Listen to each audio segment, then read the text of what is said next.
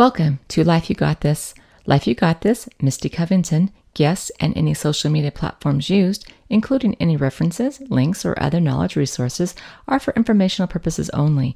Please seek professional assistance should you require it. If you believe you are in an emergency, call 911 immediately.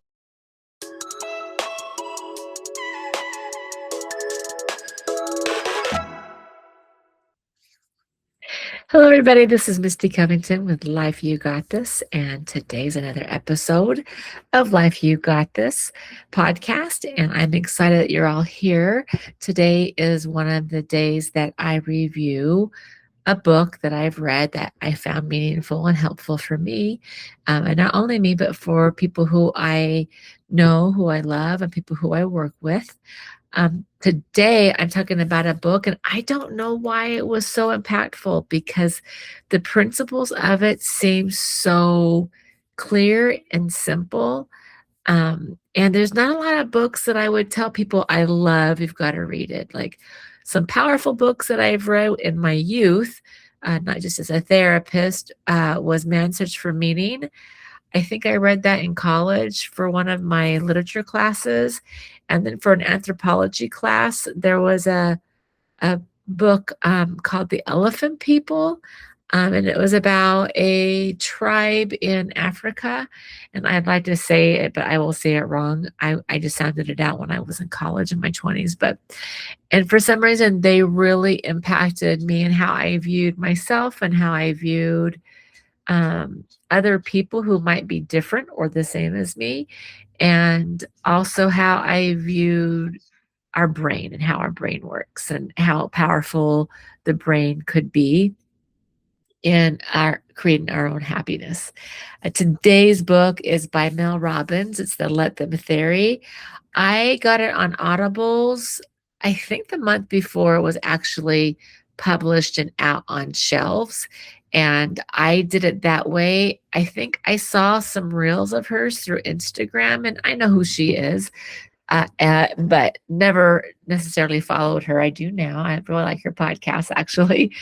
But she was just promoting it and also saying like, hey, the Audibles actually has extra stuff, extra stories, extra whatever, and she reads it herself. So you hear her voice, you hear her chuckle, or you might hear her, if she has thoughts or feelings, you might hear that in her voice. And so I really like it because it makes it real. And I love, as you know, the podcast, I love real people telling real stories because I feel like we all can relate to that, and that it's a way that we connect with others, but even ourselves, because we can sometimes see ourselves in their stories, are some of the hard things and some of the triumphs and things that we learn. Again, I find it very powerful, and you know, why now? Why this book? I couldn't say that. Because as a therapist, we, or at least I do, but I hear other therapists say that phrase over and over again. And sometimes it's exactly like, well, why don't you let them think that? Or why don't you let them do that? But other times it's different phrases where I am asking them to, they're maybe stuck on a point, or they're stuck in their space. And so I go, okay, let's just play this tape all the way through. Let's play your story all the way through, get the movie to the end, if you will. And so I might say, if they think this or do this, then what? And then my client will tell me, and I go, and then what? And then they might tell me, and then what? And so, and generally what happens is they'll get to a point at the end of their story of the, well, what then? Of like, oh, I have this narrative about myself or my value or my worth or my insecurities that is trying to mask or protect itself by trying to be in control of other people's narratives or actions or thoughts. And at the end of it, it's a matter of, let them. If they do get to do it, are you really less lovable? It's a fear that you might be. Are you really less worth it? It's a fear that you might be. but is that accurate? Might be valid that those you have those thoughts and feelings, but it might not be accurate. And so I think that the Let Them theory book kind of, well, definitely illustrates that, but they do it in very relatable parts. And so just some tidbits about the book. I listened to it. You can read it, of course. I have lots of people who will read it.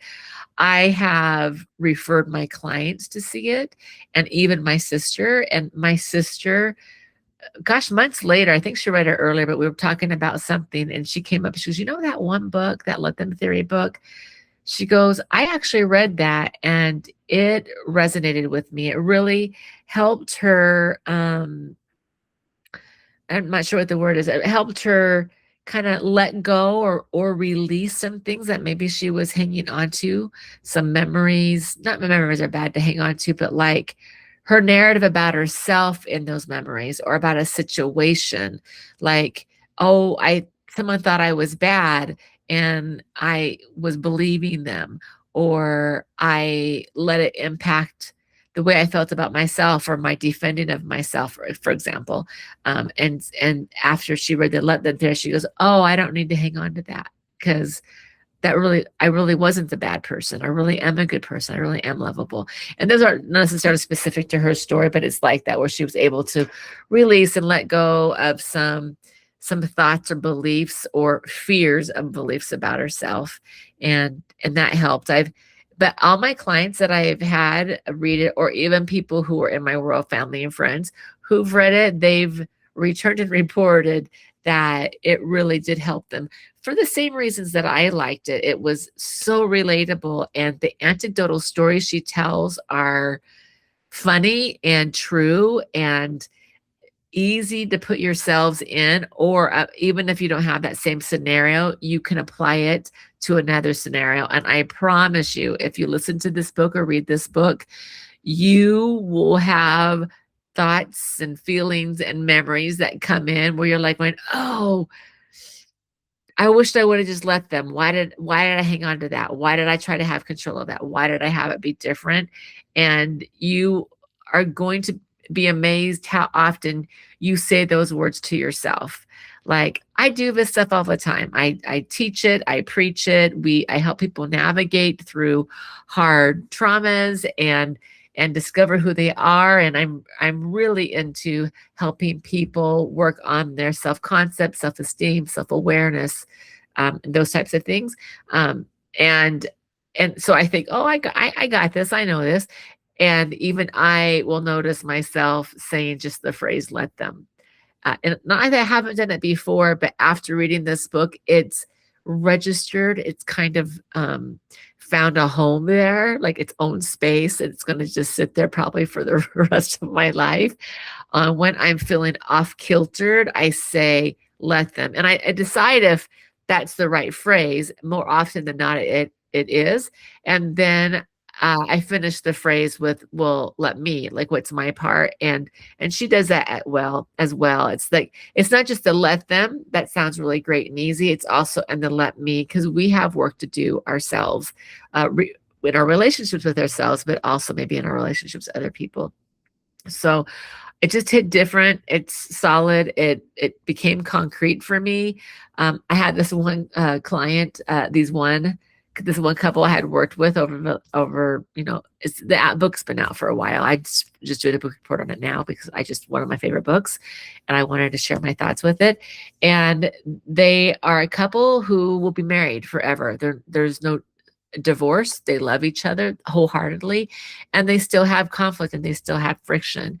And I recommended they read the book just to be aware of it and kind of get some of those truths, kind of hoping they can make it part of themselves.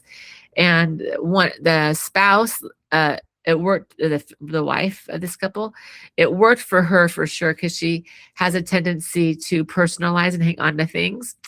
I do too, by the way. I have to work on that. And the husband was saying, like, I already believe that. I already like he read the book and went, "Yeah, I already do that. That's already in my wheelhouse." but he too will every once in a while reference it and say, like, it's funny how often he catches himself saying let them to himself, even though that was already part of his natural processing, the process of that theory. He says the words more in his head now, and which kind of surprised him. And so, yeah, I think the thing about this book that I also like, it is powerful. It feels empowering, because it helps you release the responsibility of control or people pleasing or making sure everything's okay so that we don't feel uncomfortable, right? And or letting go of being right or wondering if I'm enough or having that burden of being someone else that you think you need to be or supposed to be. And I think that's where the power is if I let them be them and me be me, and me focus on me and my values and my authenticity, and I let them do the same, then I can have relationships easier, a relationship with myself. I'm less stressed. Um, I'm happier. And I really can create the life that I want. And I think that she would say that as well. I think one of the key takeaways, I'm just going to share a couple of takeaways and definitely encourage you to read the book because I'm going to share some of the takeaways and share it in my own words, and some things I will definitely probably say from her. I have my notes that I'm referring to why I'm talking about this, because I will derail myself. But I really think that the let them theory is a theory. I think, and I think she heard it from somebody else, like the words, and it just resonated with her. So then she created this book about it, which I'm so happy that she did. But I think the let them theory is also a mindset, right? Like it's the way that we think, it's the way we approach things, it's the mindset. And I'm saying that, and also saying at the same time and asking us all to remember that what I tell myself, I will believe. What I tell myself to be true, I will believe. If I say I'm bad at math, I will become bad at math. If I say I'm a nice person, I will be a nice person. Or my brain will catch me when I'm not being so nice and remind me that I'm a nice person. So what I tell myself, my subconscious is going to look like little soldiers to make me see it and find shortcuts so that I can develop that skill or I can make it something be true. And so, yeah, I think it's like a mindset, and the mindset with the let them theory is allowing me to allow them or other people the space to have a negative thought about me or something I said or something I did, which is freeing. I'm not taking responsibility of controlling their thoughts about me. It's a mindset like, let them be them, let them think what they want. And it should be okay. There's enough space in our world for us to have our thoughts and then to have their thoughts, whether you're talking about spirituality or religion or politics or how to style your hair or what clothes to wear or what career to choose or what your favorite hobby is. Like, I'm going to let them and I'm going to let me at the same time learn and grow, and just accept that it's okay. I'm okay, they're okay if we don't agree. Everything will be okay if they don't like me. Everything will be okay if we don't agree. Everything will be okay if they didn't do the dishes the way I wanted them to do the dishes, those types of things. Um, and it's about me putting myself first. She said it something like this, and I'll probably get it wrong, but I liked the thought of it's about me putting me first, not in a selfish way, but me first, while also at the same time considering other people's thoughts or feelings or behaviors and letting them have that without me judging them or even myself should they target me about something, you know. And so again, I like that. And when bottom line is that authenticity is pure and it's real, and it helps people get close to us and us get close to them. And to let them let me parts help me. They show up as me becoming a more authentic person myself. So that's one of my key takeaways is letting them is also letting me out of the burden, the responsibility. It's releasing for me too, as well as it's releasing for them. Another key thing is that uh, she says something about we're all kids in adult bodies. I think she's specific and says things like we're all, 8-year-olds in adult bodies. I think she said something like that. And she talked about some studies with one of her friend and I think a neurosurgeon, I might have that wrong, who was just talking about really what emotions are, and they described it, I'm narrowing this down in a nutshell, like chemical bursts, right? And they have a rise and fall, like a wave or a roller coaster. And if you just write it out, if you just pause for a minute, that chemical burst will level, because our brains and bodies are always looking for homeostasis. And this made sense to me because I was thinking of like the thoughts and feelings of anxiety. And anxiety is just, well, it could be, some things are a surge of hormones, it could be a surge of hormones, like the chemical burst, and it can come out of nowhere. Some people are like eating food and suddenly feel that. And so there's an organic piece to it. A lot of times, though, if the thought or a feeling that creates anxiety comes and we kind of jump down that rabbit hole, it will make the feeling of anxiety and the sense of the fear of the unknown and not sure what to expect. I don't have control of this. It'll make it bigger, right? But if we would just ride that wave, and some of us ride the wave by doing something to distract us, or we might do a movement, because when we move, blood flows quicker, and that burst of chemicals or chemistry, right, will go, that'll make its process through the body, and it will leave. So think of times when like you're just hopping mad and you're blah, blah, blah, blah, blah, blah, blah. After a second or two, it might be a minute or two, if you're not feeding it, it kind of dissipates. Saying that we're 8-year-olds in an adult body, I think is kind of funny. And but the funny thing is we think it's funny because it's kind of true. And you know how you hear these stories and it could be the worst story ever, but we laugh in like unknowingness or awareness, like, oh my gosh, that's so true.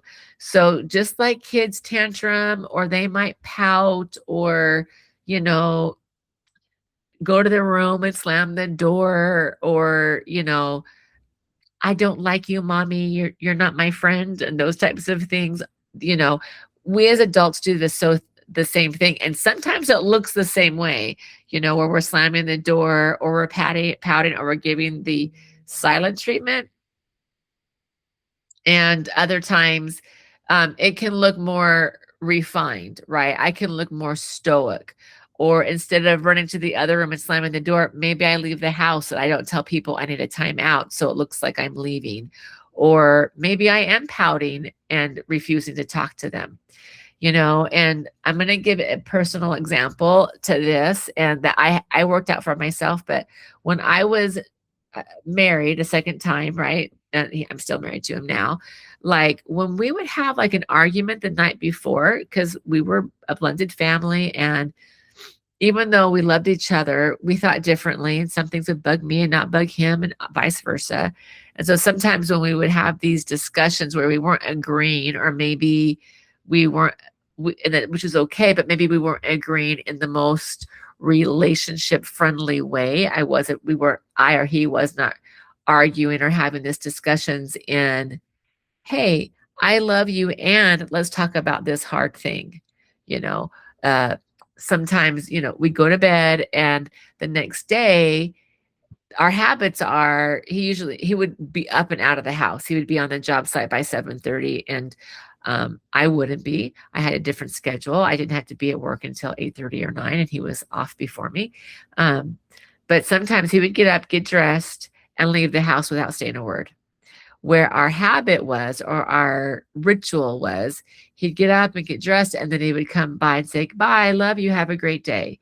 So I always knew when he wasn't settled. Like if we had, and I'm one that like forgives easily. I problem solve very quickly in my head, and he's one that takes longer. But when we were newlyweds, that wasn't okay with me. So I had a hard time letting him do that. And also, I would personalize it. So he would be the 8-year-old, like, I don't like what was said. I'm upset. And so it would seem like he was giving me the silent treatment, which I would say he kind of was, but also he might have needed that time to sort things out. And him talking to me maybe wouldn't have given that space. I really don't know. But when he first started doing it, probably for the first year of marriage, not that it happened every week or whatever, but it happened often enough that I was noticing my reaction to it.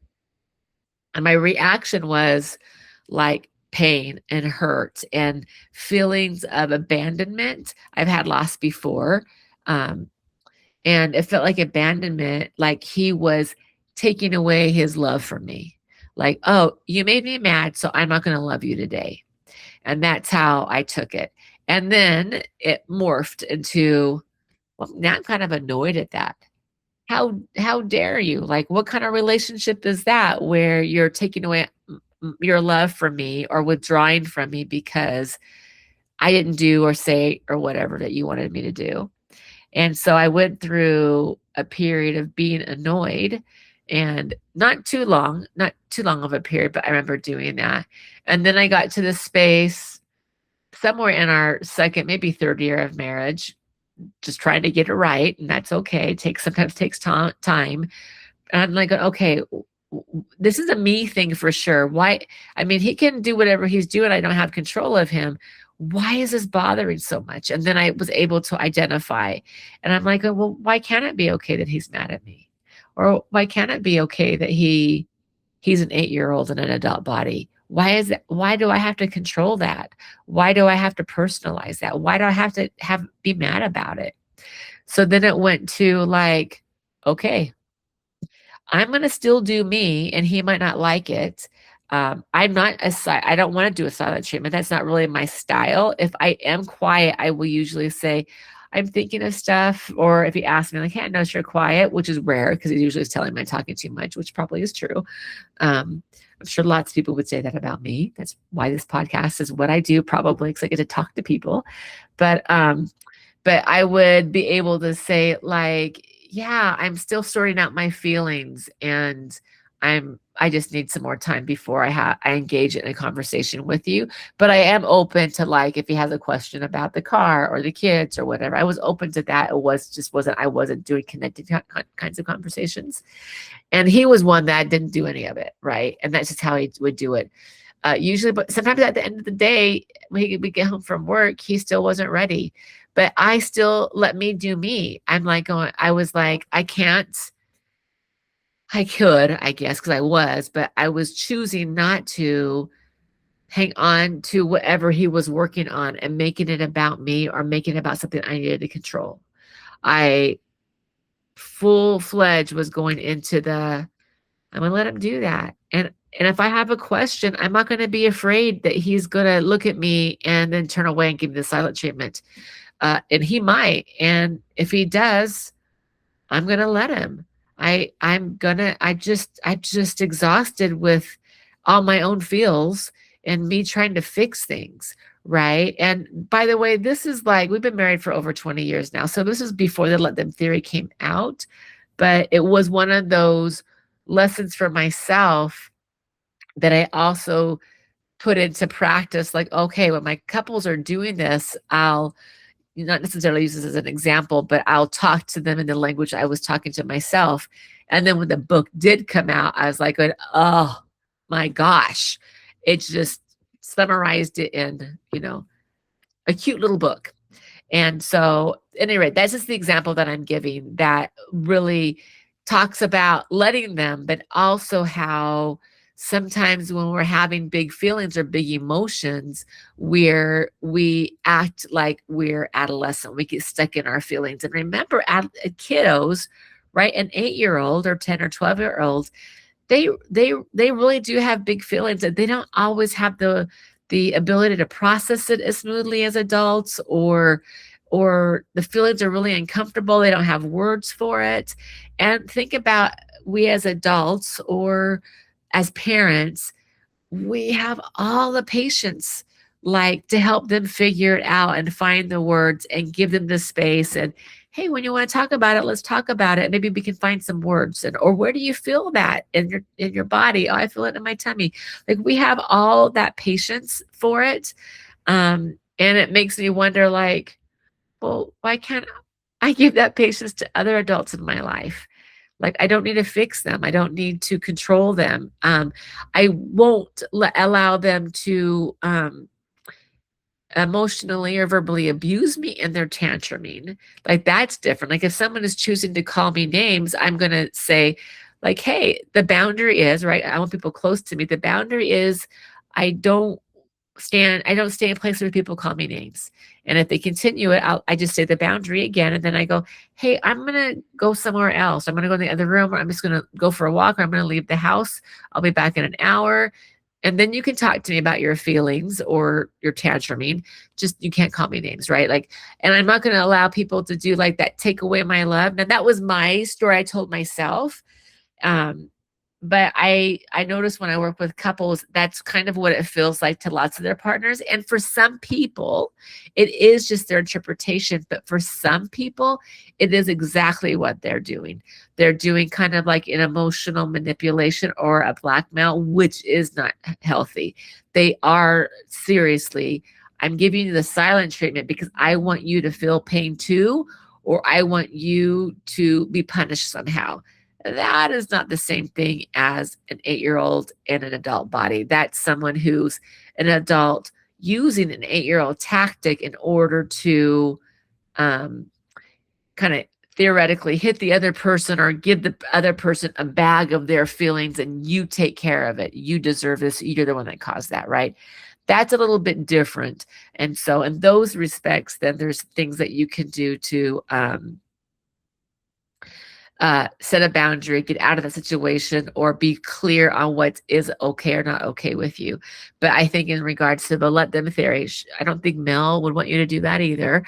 I just think that that's her intent, is to, like, to talk about the big feelings and how they can be uncomfortable, and we sometimes want to avoid it. But remember, for ourselves and other people, like, yeah, recognize that we do that, and it's okay, and to um, let them, by being healthy in our own space. And then if it's me who has to shift, then I need to take a look at myself and decide other things that I can do. Apologies are great. She talks about apologies. I'm one that the words are a great start. The action needs to follow. And for me, apologies look like, I'm sorry, which would be the intent. I'm sorry this happened. I'm sorry I did this. Not to give excuses, but to say what I'm sorry for. I'm sorry I broke the plate. I wasn't giving an example. I'm sorry I called you a name. I wasn't governing my feelings at the time. Whatever it is. And then say, and in the future, I'm going to work on this so it doesn't get to that point. Right? I think apologies go a long way, but they have to be a committed apology. That's what she calls it, a committed apology. It's not just words or excuses. And allow them the space to do that if needed, and make sure that you create space for yourself so that you will do that too. And it's just patterns. She talks about it being patterns. Like, we're used to doing things and it might be a self-soothing thing, or it might be, if I do these things, then I get what I want. I don't know. But overall, it's remembering the idea that if I can't control or change it, then why would I want to use my time and my energy trying? So that's part of it, letting go. She did a really great job, I thought, of giving like phrases and then asking yourself a question. Like, and she gave like a dozen or so. I'm just going to give you a couple examples. Like, she said, well, what if I'm not smart enough? And she says, well, for whom? Like, for whom? Who do you have to be smart for? What if I'm not good enough? Well, for whom? Who's telling you, or who's not just telling you, like, who do you have to be good enough for? Um, and, or like one that I liked was like, does this look good on me? Before I ask that question or get the answer, like, who am I dressing for? You know, they're going to say negative things about me. Who will? And then I usually will say, and then what will happen if they do say something negative about you? What will happen? And generally it comes back to kind of a let them, oh, like, oh, yeah, that's okay if I let them. It's okay that they say something negative about me. Another key takeaway that I liked was, which is huge. I work on comparisons all the time, but she says, avoid and stop chronic comparisons.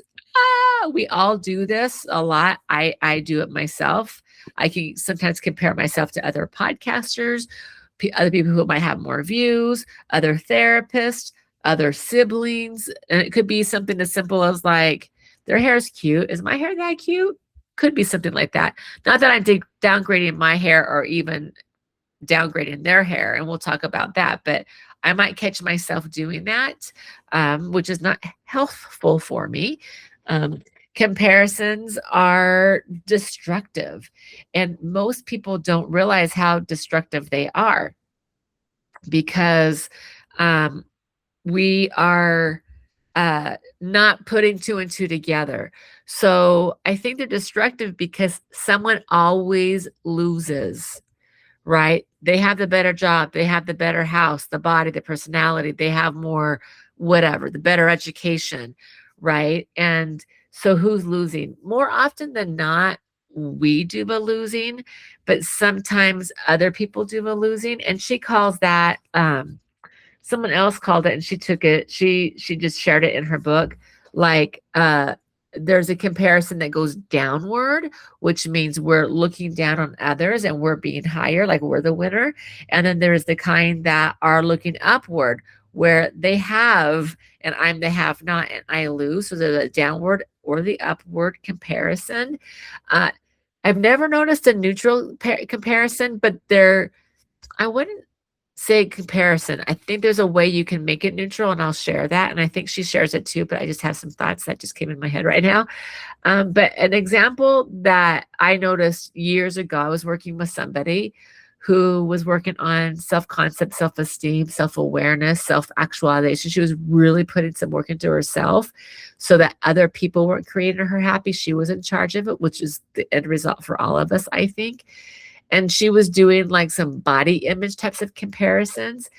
And we've been working on that for a couple of weeks, but she had read an article that went like comparisons are us being judgmental, and which is kind of that downward and upward thing. And she said, I never looked at it that way. So when I would body check somebody else and compare their body to my body, and my thoughts were already that I have a negative body image or a negative perception. My body image is negative. I don't have a good relationship with my body. She said, I would say things to myself like I would make an observation and go, oh, do I look that bad? Or do I look worse or do I look better? And it caught her in that she goes, oh my gosh, if I say something like, do I look as bad as they do?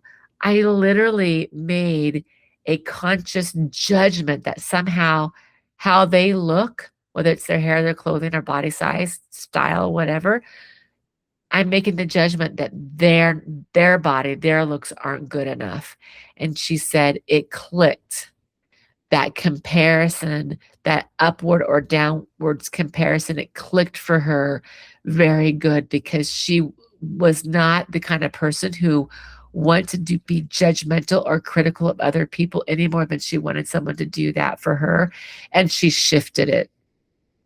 And so one way, and one of the thoughts are like, a lot of people who have like addictions or compulsions, whether it's alcohol or body dysmorphia or eating disorders, there's often, well, I don't think I've ever met anyone that did not have the comparison bug.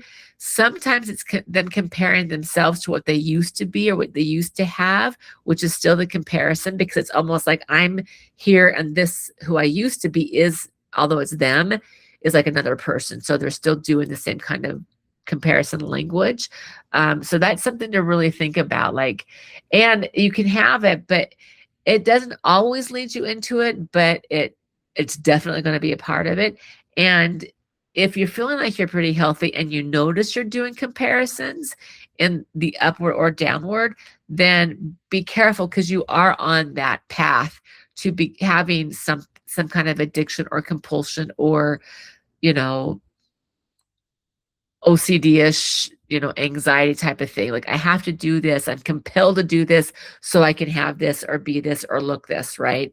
And so just be very mindful, because that it can turn into that if you are not careful. If you don't have any of those things, it's great, but just be mindful, because that is kind of like the gateway behavior, if you will, to shifting your brain to having some addictions, or some compulsions like perfectionism or something like that.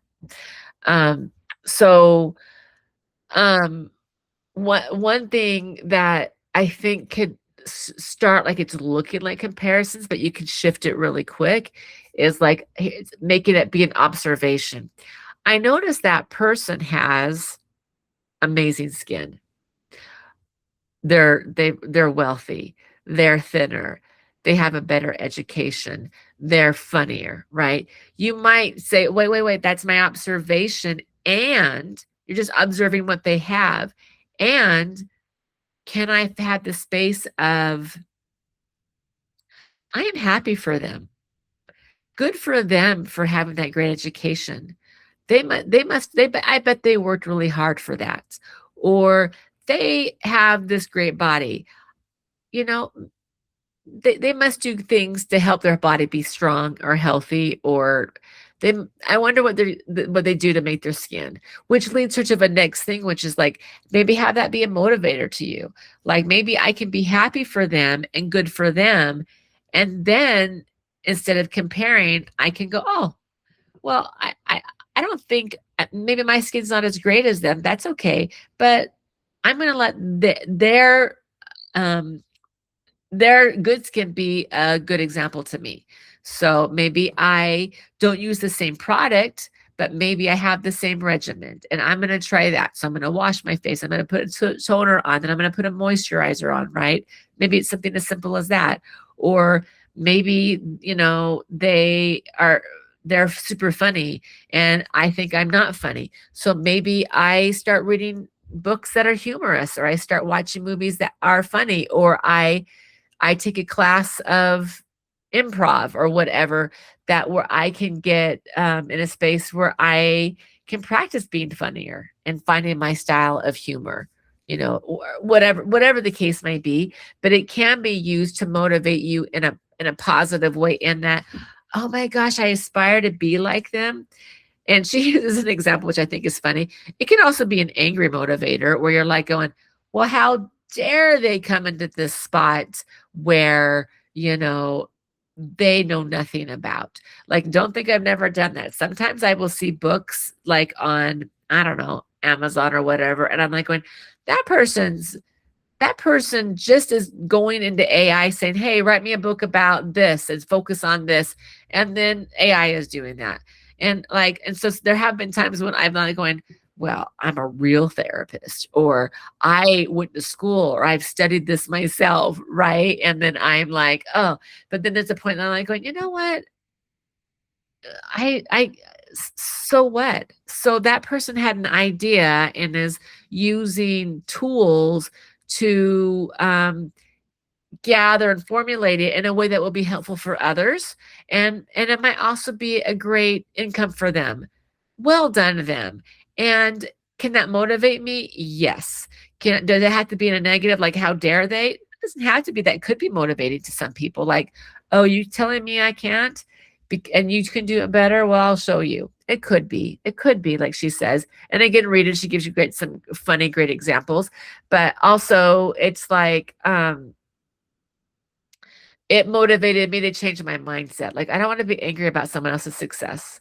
I want to focus on me and be a better me. So if someone else has 1 million followers and I have one, I'm going to let that be that way, because my motivation wasn't to get as many followers. My motivation was to help as many people as possible feel better about themselves and feel like they are not alone in this world, and then they pass that on to other people too by sharing the information they learned, like I am right now. Here's this great book. I hope you all read it. It's amazing. Or by maybe being a guest on my show where they talk about their real life and the things that they've learned so that other people can connect with them and things will resonate with them. Because there's enough stories, there's enough life, there's enough space for us all to be whatever we want, to have a happy life, whatever we think that is for us. Some people that's finances, some people that's followers on Instagram, some people that's, a cute little cabin in the woods, and that whatever their happiness is, that's what it is. And when you compare what they have and to what you have, it can be destructive. So if at all possible, find happiness for them and let yourself figure out you're happy and what motivates you to do the same. So like right now, oh, by the way, Mel Robbins is a bazillion followers. She's a top #1 podcaster. I think she was voted that. I don't know if it was #1 or top 3. I honestly can't remember. I do follow her, and I'm sorry if she ever listens to this or someone says, "Oh my gosh, this girl Misty." But like, and I legit am going like, that yeah, that girl, she works hella hard, and she's read all the research and she's talked to all the people. I as do I. I think she has more connections than I do, by the way. But that's cool. I think that's one amazing because I learned from her and her connections, right? But again, I just no, that's not my focus. I don't need to compare with anybody. If I stay true to who I am authentically, and I do the work I want to do, which is help people in an authentic way feel not alone and that this is their life. They do got this, then I win. I win my happiness. That's my happiness. Whether I get a bazillion followers, whether I sell a million books, I mean, all that's great and fine. And I invite all the opportunities, but my main goal is to help people. And I am, and I am. And that's that. And so I don't need to compare with other people. It doesn't serve me. And I never want to be the one that's comparing downward to hurt others and make them less than. And nor do I want to make myself less than by comparing upwards. And so, there's room for us all to have our happiness and success. And I'm saying that, but she really drives that point home. Some other key takeaways I found where she has, I can't remember how many chapters, 2, 3, maybe 4 chapters, just on about friendships and letting your friendships evolve how they evolve, because they do. She gives some really good examples of like how when you're younger, we don't really, I mean, you choose your friendships, but also you don't, because there are things that are put in place for us. Like our parents might be friends with people, so we get our friends are the kids of our parents' friends' kids, or where I go to school, or what sport or extracurricular I do, that because I'm with people all day long that are in my age group or in my whatever. So it makes sense that I would do that. And then as I get older, like my high school friends might not be my besties anymore because we move, we go to school, people get married, they have kids, right? So things start to look different in your 18 to or early 20s. You go to college, that's a new thing. Now it's different because your roommates often become your friends because you go to school, you're experiencing life similarly with college and new experiences and hard things, but also you live with them, so you do spend more time with them. Right. So that's a little bit different. But then there's I'm full into adulting where I live on my own. Maybe I have a roommate, maybe I don't. Maybe I get married, maybe I don't. Maybe I have kids, maybe I don't. But things evolve and we're into full adulting. And, with work, whatever it is, work, might be in school, friends, whatever. And so things shift.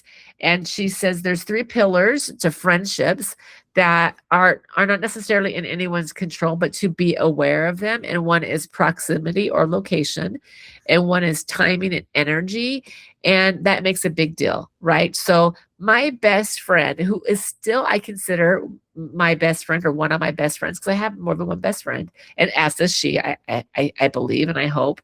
But we know, you're a best friend when you can talk to each other once a year, or if I'm in California and she comes through Utah, we usually will tell each other when we can, oh, I'm here, but I can't stop. But I just miss you so much, or whatever. Sometimes that happens. But at any moment, we could call each other and it's like no time passed. There's just that deep connection. And if one of us needed something, the other person, if at all logistically possible, would drop and go support, right? If a death of a parent or marriage of kids or what have you, we would do that. I really do believe that. And maybe I'm just knowing myself. I would do that for her, but I believe she would do it for me as well. But it is different. Like, we don't walk every day or every other day like we used to when we lived in the same, not same area. We weren't even in the same city, but we met in the middle, right? So we found the time to connect, because you do need to spend hours together. And she goes into detail about how many hours you need to spend with someone to become true good friends, right? And so we don't do that anymore. But so proximity matters, and our relationship changes, and her everyday person isn't me anymore. And same with me, right? So that shifts. Um, and also I'm in timing, right? So like, I'm spending more time at the office, right? So when I worked a 9 to 5, which I don't quite do that now, I have different weird kind of patterns right now. I work at a couple of offices and my own, and so it's not quite the same. But when I worked like a 9 to 5 job at a residential or outpatient place, um, that's who you spend time with. You're around people at work, and it's a little bit different than people outside of work, because what connects us is at work, and so that's great. We can have friendships, but it's not like the intimacy and the vulnerability that you get elsewhere. And so, but different ages, there's different activity interests, there's different stages of life. Maybe you don't have anything in common but work. So maybe my work friends wouldn't be my everyday friends, right? So timing, not just timing on the time I spend together, or like those types of things. Like, it's different times of life. Like, I'm in a different season, for example. My season of life is about this. It's not about kids anymore, right?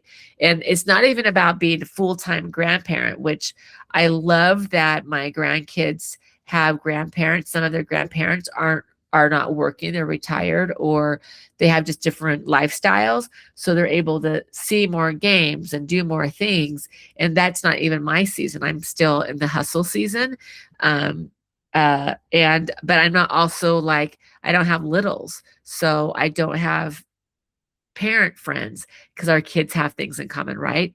And so, but timing for me is like, here is my day, here's what I'm doing with my day. However, with the friends that I do have, I have to create time, and I know that they have their things too. I don't try to monopolize their time. Oh, I'm available now, come find me, right? They might not be able to, because they're not in the same space. So timing can be literally the time of day, how many hours in a day, and what are my responsibilities. But it also could be like that season in life. And you can look at it both ways, I think. And then there's also the energy. Sometimes you don't click with people. Like, I've met a few people in my world throughout my life that I'm like, oh, they're really great, and we do have things in common, but our energy is just not there. Like, we're not going to be besties. Like my friend I was just talking about, we met in Hawaii at college. We both got lost in the system, so we didn't know where our dorm was going to be. And she was in one type of dorm, and I was in another type of dorm. So we literally, get flown in from the airport, and we have our luggage, and we're in one of the halles, or the housing. Halle, it's like a house, but it's in the like common area. We literally just slept there. And the next day, we're just waiting until people sorted it out because, it got in late. And that bonded us. But the energy between us was really good. Like, when we first got there, we got settled and then we got reacquainted a few weeks later, probably. Like, oh, remember? Oh, yeah, I remember you. And I'm bad with names. Thank goodness for her because she remembers faces and names so well. And she spotted me, no doubt, before I spotted her. And it made it concrete for me. So then I wouldn't forget her. And then we started doing things together, even though we live in the same parts of campus. And that's because the energy was there. We were able to click, right? And so it worked. But then don't forget, sometimes your energies shift, right? They can shift. And it doesn't have to mean, and the point that she drives is like, doesn't mean that because you're not connected or because you're out of touch. Does it mean that because of that your friendship is over? It just means that you might be in a different phase of life, right? So you can go in and out of friendships, but because your energy, your proximity and time don't mesh, they've shifted. Just let them shift and just know, like, it can come back. It can grow back, if that makes sense. I hope that it makes sense. Um, because like with her, like if we ever moved in the same town again, we'd probably see each other on the regular, which I wish she would move here or I could figure out how to move there. She talks about how, and she shares ideas about how you can find your best friend starting today. She literally gives you those steps. She's got like 5 steps for her. The first steps, one of my favorite ones was to go first. Like, you go first. And you can do this in lots of ways. You be the first one to smile. You be the first one to ask the question. You be the first one to invite them to do something. Like, be the first. That you go first, I think is what she said. Be the first, but she says go first. You know, and I like that. And she gave some other things, like, just like, yeah, maybe start with a class that's really interesting to you. If it's interesting to you, and that's why you're there, that's probably why other people are there too. So you find something in common, and then you go from there. It's super great. Another key point that I think is really good with the concept and our practices of letting them and not taking all the responsibility on ourselves to control them narratives or what they think of us, um, is uh, is to let them, be who they are. And she talks a lot about changing and us with good intentions, wanting people to change, be healthier, be happier, stop smoking, get heart healthy, go back to school, break up with their boyfriend. There's lots of things that we might think as an outsider observer that, hey, that needs to change. And by the way, you might be 100% right in your opinion, but you might not have all the facts, or maybe that really isn't healthy for them. So yeah, be right all on your own, but you don't necessarily have to share your rightness or try to be right by convincing other people. And the key point is, like, people change only when they want to, right? They're not going to change if they don't want to. And if you pressure them, they will build resentments, and it will feel like they're pushing back. They'll become resistant, not just to the change, but maybe even to you, right? And as she's saying that, it's like, keep in mind that change is hard for not just the other person you think needs to be changed, but needs to change, but even for you.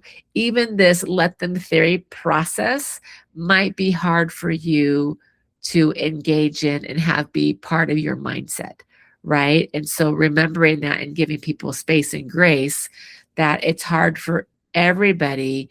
And then there are there's space. Let them have the space, right? And she has 3 key truths, I think she called them, for change. And they're not methods. It's just like, this is the truth. People will change when they want. Our brains are wired to do what feels good right now. They're not wired to go do something uncomfortable and painful and that type of thing, right? And that most of us, if not all of us, thinks that we're the exception. I don't need to exercise in order to get strong. Well, good luck increasing your body strength if you don't lift weights, right? So, but, oh, I don't have to do that. Whatever. I don't have to, well, I can give lots of examples. I won't, but yeah, those are the three rules of truth. And even if my intentions are good to help them want to change, that is not my role. Me nagging them, me quietly, silently laying out their workout clothes, or not throwing away the alcohol in the refrigerator. First of all, it's a boundary thing. Even if they're an alcoholic, that if it's theirs, it's theirs, right? You have to have a different conversation. But like, my good intention will ruin the relationship. And if I am into having a good relationships, right? This is what we're talking about, our relationships. Then I'm going to have to let that go. I'm going to have to make space for them and get out of the space. There's not enough room for both of us. My job is like, one way to say it is like, that's their space. I can be adjacent to the space and cheer them on. Right. So if someone is working on quitting smoking, I can cheerlead for them. Right. I'm not going to go, oh, remember you were going to smoke, or I'm not going to throw away the cigarettes. I'm going to notice it and go, like, hey, how was your day today? Is there anything that I can do for you? If they had a week without smoking, I might go, gosh, that was hard work. I might recognize the hard work and also go, I'm proud of you, right? I'm just going to support them on the sidelines. I'm not going to get on the field with them. But there are some things that if you are overstepping, and that you did overstep, and then there is kind of this friction now where this person's like, I'm doing the opposite of what you're asking me to do because I'm so annoyed and you got in my space, right? And I don't want to interact with you about this or have this conversation with you about this, even if it's important, because you're so in my space and you're not letting me do this on my own. You're nagging me or what have you, right? And it's some ABC's tools, and I'll go through them real quick. It's apologize, back off, and celebrate the progress, right? And you apologize, not just, oh, I'm sorry, I'm in your space. It's like, I'm sorry, I was giving you pressure, or I'm sorry that I was judging you. And then you ask them open-ended questions like how that made them feel. Like, what was that like for you when I did that? And that way they can tell you their feels, they can feel validated. And that's like a sincere, committed apology. And then the back office is what it is, right? There's no pressure. You don't have to be in control. You can model the change and make it look fun and easy, is one thing she says. But you don't need to invite them. I mean, and you can ask them like, hey, if I go, do you want me to invite, or will that feel like pressure? I think that's great, right? But just do your thing and model the behavior if that's what it is. If your goal is to both be healthy, then do healthy things and model it. And she says, make it look easy and fun. Most likely they're going to join you. And then the other one is to make sure that you celebrate progress, right? Remember, everybody has the ability and they're quite capable of doing it. It's like my thing. It's your life. You got this. It's their life. They got this. And if they're struggling and you want to save them, don't. Your job is to support. And if your support is don't talk about it, then don't talk about it. So she also goes into other ways of how you can support them in the right way. The end of her book is really about there's a couple of chapters about dating, spouses, and those types of relationships. And one thing she really drives home is how to let them show you who they are. And how you do that is by applying the let them and the let me theory, right? And so one example she gave, and then the rest of it, go ahead and read, which I thought was a really good example, and I think everyone can resonate. Like, if you're dating someone and it was a great day, or so you thought, and hey, I'll talk to you later, and then 3 days later they haven't texted, they haven't called, they haven't done anything. It's like, oh, okay, let them, right? and they're showing me who they are, and they might be showing me that they're just not that interested in me, or they might be showing me that they're shy or insecure. Whatever they're showing you, just let them. And I thought that was a really good idea. Like, and I get to let me, like, hey, if someone really wants to be with me and there's that connection, they're going to text me. Maybe we can't see each other, maybe they can't call each other, but they're going to text me in those 3 days, right?